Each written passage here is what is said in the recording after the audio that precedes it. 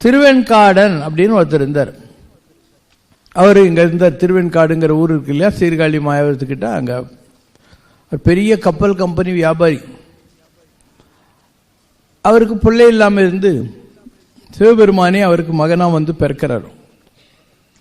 வயசு வந்தவுடனே அவர் நாட்டுக்கோட்டை செட்டியார் கப்பல் வியாபாரம் பண்ணுறதுக்காக அவர் அனுப்புகிறாங்க. மகன் ரொம்ப சம்பாரிச்சின்னு வரப்போகிறான்னு கடற்கரையில் காத்துன்னு இருக்கார் திருவேண்காடு. மகன் வரான்.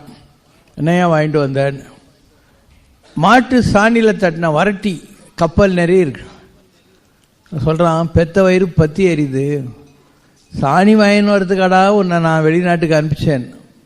அவர் அந்த போட்டு உடைக்கிறார் அந்த சாணி வரட்டியை. அதுலேருந்து முத்து பவளம்லாம் வந்து வெடிக்குது. சொல்கிறாரு, வழியில் திருடர்கள் கிட்டேருந்து காப்பாற்றுறதுக்காக நான் சாணிக்குள்ளே ஒழிச்சு வச்சு கொண்டாந்தேன் இதெல்லாம் அப்படின்னு. இவ்வளோ அறிவாளியான மகனான் அப்படின்னு இவர் பார்க்குறாரு. அவர் தான் டிராயிங். அங்கே அந்த சிவமகன் காணாமல் போயிடுறாரு. ஒரு ஓலை மாத்திரம் இருக்கு. காதற்ற ஊசியும் வாராது காணும் கடைவழிக்கே. ஒருத்தர் செத்து போகிற போது காது உடஞ்சி போன ஊசி கூட நம்ம கூட வராது. காது அற்ற ஊசியும் வாராது காணும் கடைவழிக்கே, போகிற வழிக்கு கிடைக்காது. போட்டு இந்த பட்டு பீதாம்பரத்தெல்லாம் அவுத்து போட்டார். ஒரு கோமத்தை கட்டினார். போய் ஒரு மரத்தடியில் உட்காந்துட்டார். ஆனால் உலக வாழ்க்கையினுடைய செல்வம் நிலையாமை அது தெரிஞ்சு போச்சு. பணம்லாம் எதுக்கும் உதவான். சிவன் உபதேச மந்திர பொருளாலே உன்னை நான் உணர்ந்த அருள் பெறுவேனோங்கிற அருணகிரியோட அனுபவம் வந்தாச்சு. அவருக்கு பலவிதமான அனுபவங்கள். அந்த டீட்டெயிலுக்கெல்லாம் நான் போகல. அவங்க அம்மா இறந்த பின்னால் ஒரு ஊராக போயிட்டுருக்கிறார். ஆந்திராவில் இன்றைக்கி பத்ராச்சலம் இருக்கு இல்லையா, அந்த ஊரில் ஒரு பிள்ளையார் கோயிலுக்குள்ளே போய் உட்காந்து தியானம் பண்ணிக்கிட்டு இருக்கிறார். அந்த ராஜாவுடைய மனைவியோட நகையை திருடிட்டு 4 திருடனுங்க வர்றாங்க. அவங்க துரத்திக்கிட்டு சிப்பாய்ங்கெல்லாம் ஓடி வர்றாங்க. அந்த திருடனுங்க நம்ம கையில் நகை இருந்தால் மாட்டிடுவோன்னு பட்டினத்தார் உட்காந்து இருக்கார்ல, அவர் பின்னால் தான் பட்டினத்தார் ஆனார். திருவேண்காடன் தான் அவர் பேர். அவர் கழுத்தில் அந்த நெக்லஸை போட்டு ஓடி போடுறாங்க. சிப்பாய்ங்க இவர் தான் திருடிட்டாருன்னு நினச்சிக்கிட்டு ராஜா கிட்ட போய் சொல்கிறாங்க, இந்த மாதிரி பிள்ளையார் கோயிலில் நகை திருடனை பிடிச்சிட்டோம். அவன் ராணியோட நகை போயிட்ட கோவத்தில் இருக்கிறான்னா அவனை கழுவில் ஏற்றுக்கான்ட்டாங்க. ஸோ இவரை ஒரு பெரிய மரத்தில் கழுவில் ஏற்றுறது, ஒரு சிலுவை மாதிரின்னு வச்சுக்கோங்க, அதில் தொங்க விட்ருவாங்க. அப்படியே சாக வேண்டியது தான் சோறு தண்ணியில். இப்போ கழுமரம் பற்றி எரியுது. ராஜா கிட்ட சொல்கிறாங்க, நம்ம எதுவும் தப்பு பண்ணிட்டோம், கழுவில் ஏற்ற உடனே கழுமரம் பற்றி எரியுது. ராஜா வந்து ஓடி வந்து என்னை மன்னிச்சிருங்க, நான் ஏதோ அவசரத்தில் தப்பு பண்ணிட்டேன். ஸோ இந்த ராஜா போகம் தானே என் இந்த மாதிரி குழப்பிச்சு, எனக்கு ராஜா வேலை வேணாம், நான் உங்கள் சிஷ்யனாயிடுறேன்னு அவன் சிஷ்யனாயிப்படுறான். பட்டினத்தார் சொல்கிறாரு, நீ திருவிடை மருதூர் மகாலிங்கேஸ்வரர் கோயிலுக்கு போவோம், அங்கே கிழக்கு கோபுர வாசலத்தில் உட்காந்துரு, கடவுள் திருவுள்ளம் இருந்தால் நம்ம சந்திப்போன்ட்டார்.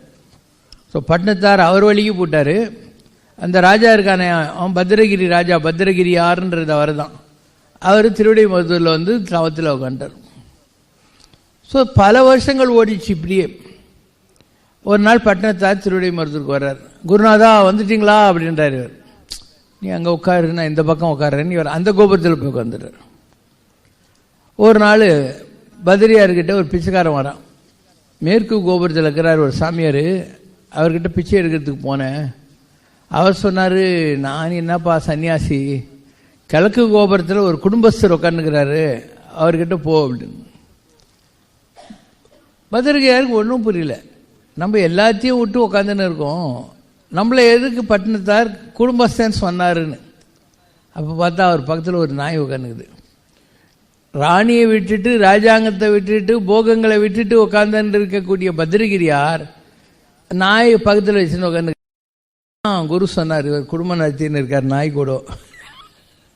இவர் போட்ட எச்ச சாப்பாடெல்லாம் சாப்பிட்டு நாய் அங்கேயே உட்காந்துக்குது. இவருக்கு வந்த கோவத்தில் அந்த திருவோட தூக்கி நாய் மேலே போடுறாரு. நாய் செத்து போகுது. இப்படி ஒரு 16 வருஷம் ஓடி போகுது. ஒரு நாள் ஒரு தேர் வருது. தேரில் காசி ராஜா இறங்குறான். அவங்க கூட அழகான ஒரு ராஜகுமாரி 16 வயசில் இறங்குறான். காசி ராஜா பத்திரகிரியார்கிட்ட வந்து சொல்கிறாரு, இந்த பொண்ணு பிறந்த நாளிலிருந்து உங்களையே நினச்சிக்கிட்டு என் கணவர் திருவிடை மருதூர் கோயிலில் இருக்கார், நான் அவரை போய் கட்டிக்கணும்னு சொல்லிக்கிட்டு இருக்காங்க. எனக்கும் நம்பிக்கை வரல, இருந்தாலும் அவன் ஆசை நிறைவேற்றணும் கூட்டின்னு வந்திருக்கேன். இவர் பத்ரகிரியார் சொல்ல, நீ யாருமா, எனக்கு உனக்கு என்ன சம்பந்தம், என்னை ஏன் கட்டிக்கணும்னு ஆசைப்படுறேன். அப்போ அந்த ராஜகுமாரி சொல்கிறா, சாமி என்ன தெரியலையா, நான் தான் அந்த நாய்.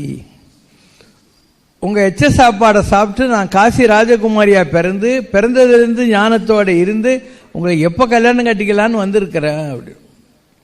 இவருக்கு ஆச்சரியமாக இருக்கு. என் குரு தான் இதுக்கு வழி சொல்லணும்னு போகிறார். பட்டணத்தார், எனக்கு என்ன வழி தெரியும், வாங்க மகாலிங்கேஸ்வரரே வழி சொல்லட்டோன்னு காசி ராஜா, ராஜகுமாரி, பட்டணத்தார், பத்ரகிரியார் மூலஸ்தானத்துக்கு போகிறாங்க. மூலஸ்தானம் சிவன் ரெண்டாக பிளந்து காசி ராஜா, ராஜகுமாரி, பத்ரகிரியார் 3 பேரும் அதுக்குள்ளே போட்டாங்க. இவர் அழுறார் பட்டணத்தார், என் சிஷியனு கொடுத்தி எனக்கு இல்லையான்னு. அப்போ கடவுள் குரல் கொடுக்குறாராம், என்னை நம்பந்த விட என்ன நம்புறவனுக்கு மோட்சம் சீக்கிரம் கிடைக்கும்ன்றது உங்களை வச்சு உலகம் தெரிஞ்சுக்கணும். என்ன நம்புறதை விட என்ன நம்பின யார், பட்டணத்தாரை நீ நம்புன பத்ரகிரி, அதனால உனக்கு மோட்சம் சீக்கிரம் கிடைக்கும்னு உலகம் தெரிஞ்சுக்கணும். பட்டணத்தார் பேய் கரும்பு இடிச்ச பின்னால் வருவார் என்கிட்டன்னு சொல்லிட்டார்.